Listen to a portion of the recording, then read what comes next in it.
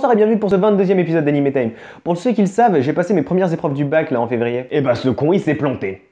Comme une merde. Tu dis ça, mais j'ai pas fait pire que ceux dans cet animé. C'est parti pour Bac à Tutelle sous Shouton Show.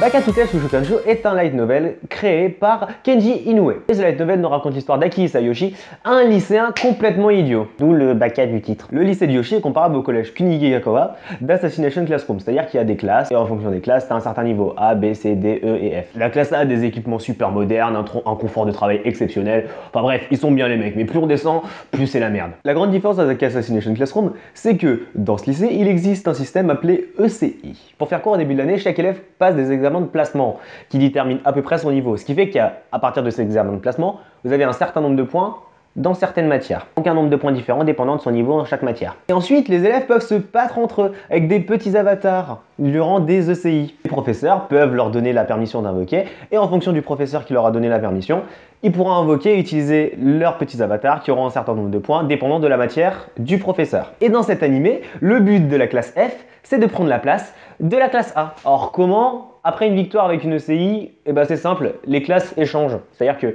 s'il y a une ECI entre la classe B et la classe D et que la classe D gagne, la classe D devient la classe B et la classe B devient la classe D.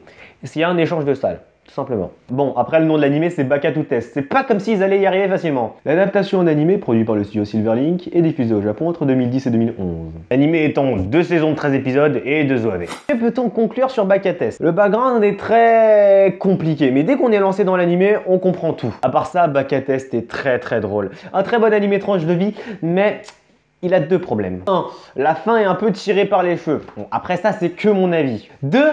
Les épisodes ne sont pas très cohérents entre eux. C'est-à-dire qu'en gros, à la fin de la saison 1, vous devez foncer regarder les OAV avant d'entamer la saison 2. Sinon, vous n'allez rien comprendre, comme moi. Mais sinon, à part ça, ma note personnelle restera quand même un 4 étoiles et demi parce que cet animé reste quand même juste génial.